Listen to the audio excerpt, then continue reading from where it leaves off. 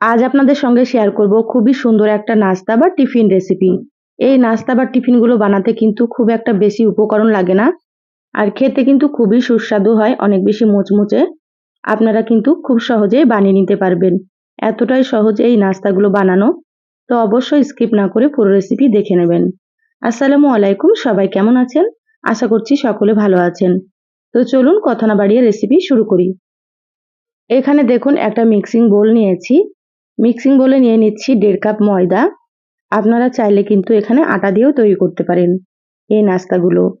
তো এখানে আমি প্রয়োজন মতো নিয়ে নিলাম, আপনারা আপনাদের মতো নিয়ে নেবেন। এবার দিয়ে দিলাম এখানে হাফ চা চামচ লবণ, সামান্য একটু দিয়ে দিলাম কালো জিরা। কালো জিরা দিলে কিন্তু খেতে খুব ভালো লাগে। আর এখানে দিয়ে দিচ্ছি 3 টেবিল চামচ মতো সয়াবিন তেল। একটু তেলের পরিমাণটা বেশি দিলে নাস্তাগুলো অনেক বেশি মুচমুচে হবে আর খেতেও খুব ভালো লাগবে। এবার হাত দিয়ে খুব ভালোভাবে ময়াম দিয়ে নেব ময়দা। এইভাবে সুন্দর করে একটু ডলে ডলে ময়াম দিয়ে নিতে হবে একটু সময় নিয়ে। দেখুন হাত দিয়ে খুব ভালোভাবে একটু সময় নিয়ে সুন্দর করে ময়াম দিয়ে নিয়েছি। এইরকম যখন মুঠি হবে তখন বুঝতে হবে ময়াম দেওয়া হয়ে গিয়েছে। আপনারা এইভাবে ময়াম দিয়ে নেবেন। যদি তেলের পরিমাণ একটু কম হয় তাহলে কিন্তু আবার একটু আপনারা তেল দিয়ে দেবেন। এবার অল্প অল্প নর্মাল পানি দিয়ে ময়দা মেখে নেব। প্রথমে কিন্তু খুব বেশি পানি দেওয়া যাবে না, অল্প অল্প পানি দিয়ে মেখে নিতে হবে। প্রথমে খুব বেশি পানি দিলে কিন্তু ময়দা নরম হয়ে যেতে পারে, সেদিকে আপনারা অবশ্যই খেয়াল রাখবেন। আর এই ময়দাটা খুব বেশি নরমও হবে না বা খুব বেশি শক্তও হবে না। দেখুন আমি সুন্দর করে ময়দা মেখে নিয়েছি।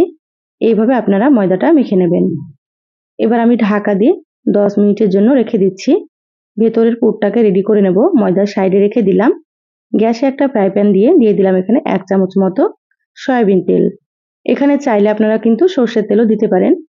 সামান্য একটু তেলের মধ্যে দিয়ে দিলাম গোটা জিরা। হালকা করে একটু নেড়েচেড়ে ভেজে নিচ্ছি। দেখুন জিরাগুলো হালকা একটু ভেজে নিলাম। এবার এখানে দিয়ে দিলাম বড় সাইজের 4টে পেঁয়াজ কুচি। এই রেসিপিতে একটু পেঁয়াজের পরিমাণটা বেশি লাগবে। পেঁয়াজ বেশি দিলে কিন্তু খেতে খুব ভালো লাগবে। এবার নেড়েচেড়ে পেঁয়াজগুলোকে হালকা একটু নরম করে ভেজে নেব। খুব বেশি ভাজার দরকার নেই, হালকা করে একটু ভেজে নিতে হবে। দেখুন পেঁয়াজগুলো নেড়েচেড়ে নরম করে একটু ভেজে নিলাম। এবার দিয়ে দিচ্ছি স্বাদ মতো লবণ। তো এখানে আমি হাফ চা চামচ লবণ দিয়ে দিলাম। লবণ দিয়ে আবারও খুব ভালোভাবে একটু নেড়েচেড়ে মিশিয়ে নিচ্ছি।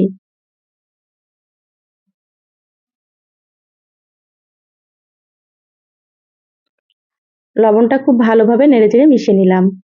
এবার আমি এখানে দিয়ে দিচ্ছি সামান্য একটু হলুদ গুঁড়ো। খুব বেশি না, একেবারে সামান্য পরিমাণে দিয়ে দিলাম। হাফ চা চামচ দিয়ে দিচ্ছি জিরা গুঁড়ো। হাফ চা চামচ থেকে একটু কম দিয়ে দিলাম ধনিয়া গুঁড়ো। আর এখানে হাফ চা চামচ মতো দিয়ে দিচ্ছি মরিচের গুঁড়ো। আপনারা যেমন ঝাল খাবেন সেইভাবে করে মরিচ গুঁড়োটা দিয়ে দেবেন। আর এখানে হাফ চা চামচ দিয়ে দিলাম গোলমরিচের গুঁড়ো। এবার এখানে দিয়ে দিচ্ছি 4টে কাঁচামরিচ কুচি। তা আপনারা ঝাল যতটা খেতে পছন্দ করেন সেইভাবে করে এখানে কিন্তু মরিচ ব্যবহার করবেন। নেড়েচেড়ে খুব ভালোভাবে মিশিয়ে নিচ্ছি মশলাগুলো। এই পর্যায়ে কিন্তু গ্যাসের আঁচটা একেবারে লোতে রেখেছি। এবার আমি এখানে দিয়ে দিচ্ছি 1 চামচ মতো বেসন। বেসন কিন্তু খুব বেশি লাগবে না, আপনারা 1 চামচ মতো এখানে বেসন দিয়ে দেবেন।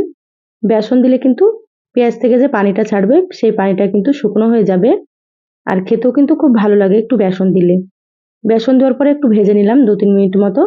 তারপরে এখানে দিয়ে দিচ্ছি 2টো ডিম। ডিমের উপরে সামান্য একটু লবণ দিয়ে দিলাম। এবার পেঁয়াজের সঙ্গে খুব ভালোভাবে ডিম দুটোকে নেড়েচেড়ে মিশিয়ে নেব। গ্যাসের আঁচটা মিডিয়ামে রেখে ডিমগুলো খুব ভালোভাবে একটু ভেজে নিতে হবে, যাতে করে ডিমের কাঁচা গন্ধটা চলে যায় আর সুন্দর মতো একটু ভাজা হয়। দেখুন 5 থেকে 6 মিনিট মতো একটু ভালোভাবে ভেজে নিলাম। ভাজা হয়ে গিয়েছে। এবার এখানে দিয়ে দিলাম হাফ চামচ চাট মশলা আর বেশ কিছুটা দিয়ে দিলাম ধনিয়া পাতা কুচি।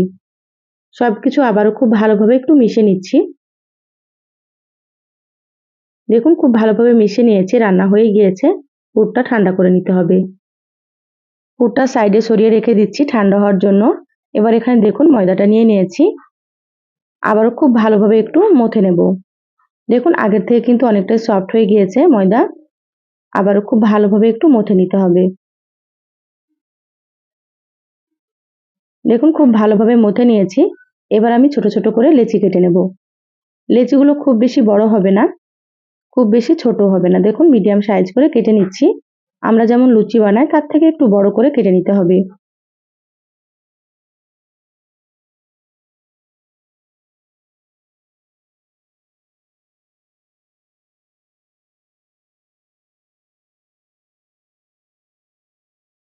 দেখুন সব লেচিগুলো কাটা হয়ে গিয়েছে, এখানে কিন্তু অনেকগুলো লেচি হয়েছে।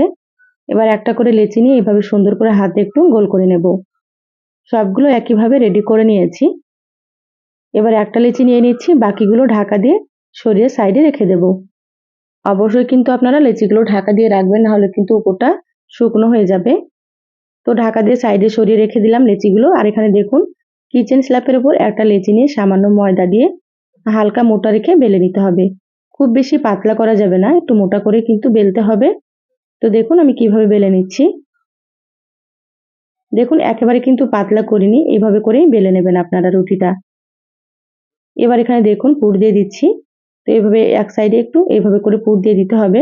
তো এখানে আমি 2 চামচ মতো পুর দিয়ে দিলাম। পুরটা একটু বেশি দিলে খেতে খুব ভালো লাগবে। আর এখানে দেখুন বাটিতে পানি নিয়েছি, এইভাবে করে রুটির সাইডে লাগিয়ে নিচ্ছি। এইভাবে অবশ্যই কিন্তু পানি লাগিয়ে নিতে হবে, না হলে নাস্তাগুলো ভাজার সময় খুলে যাবে। তা আপনারা এই কাজটা করে নেবেন।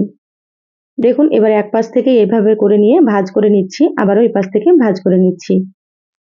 এইভাবে চেপে চেপে সুন্দর করে একটু সেট করে নিতে হবে। দেখুন এ পাশ থেকে নিয়ে এভাবে রোল করে নেব। এই নাস্তাগুলো তৈরি করা কিন্তু খুবই সহজ, আপনারা দেখলেই হয়তো বুঝতে পারবেন।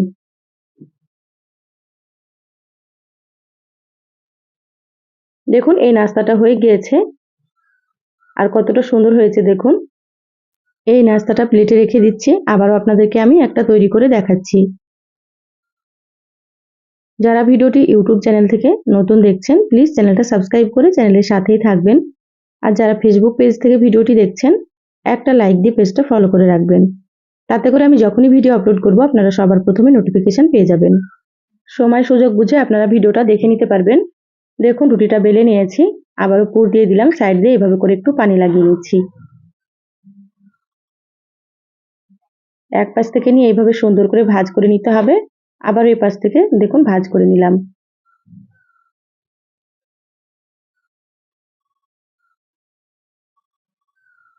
দেখুন এই নাস্তাটাও কিন্তু তৈরি হয়ে গিয়েছে। বাকি সবগুলো একইভাবে রেডি করে নেব, তারপরে আপনাদেরকে দেখাচ্ছি। দেখুন সবগুলো নাস্তা একইভাবে রেডি করে নিয়েছি, আর কতটা সুন্দর হয়েছে। আপনারা এই নাস্তাগুলো তৈরি করে কিন্তু ডিপ ফ্রিজে সংরক্ষণ করে রাখতে পারেন, এগুলো 1 মাসের বেশি ভালো থাকবে। এবার আপনাদেরকে আমি নাস্তাগুলো ভেজে দেখাচ্ছি। কড়াই দিয়ে দিচ্ছি সয়াবিন তেল। তেল হালকা একটু গরম করে নেব। দেখুন তেল হালকা গরম করে নিয়েছি, এবার আমি নাস্তাগুলো দিয়ে দিচ্ছি। আপনারা হয়তো তেলটা দেখে বুঝতে পারছেন, একেবারে হালকা গরম করতে হবে। খুব বেশি গরম তেলে কিন্তু নাস্তাগুলো দেওয়া যাবে না। খুব বেশি গরম তেলে নাস্তা দিলে উপর থেকে খুব তাড়াতাড়ি কালার চলে আসবে, আর নাস্তাগুলো কিন্তু মুচমুচে হবে না। এভাবে হালকা গরম তেলে দিয়ে উল্টে পাল্টে একটু সময় নিয়ে নাস্তাগুলোকে ভেজে নিতে হবে। তাতে করে অনেক বেশি ক্রিস্পি হবে, আর খেতেও কিন্তু ভীষণ সুস্বাদু হবে। দেখুন এক পাশে হালকা একটু ভাজা হয়েছে, এবার আমি উল্টে নিচ্ছি। আর গ্যাসের আঁচ মিডিয়ামে রেখেই কিন্তু ভেজে নিতে হবে।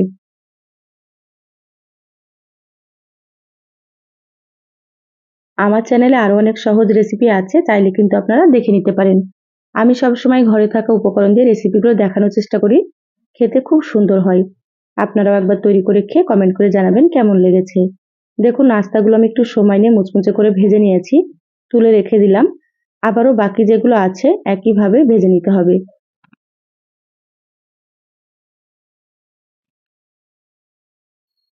সব নাস্তাগুলো দিয়ে দিলাম, আবারও উল্টে পাল্টে খুব ভালোভাবে ভেজে নিয়েছি একটু সময় নিয়ে। দেখুন এইভাবে কালার করে ভেজে নেবেন, এর থেকে বেশি কালার করবেন না। দেখুন সবগুলো প্লেটে সার্ভ করে নিয়েছি। মাশাআল্লাহ কতটা সুন্দর হয়েছে, খেতেও কিন্তু ভীষণ টেস্ট হয়।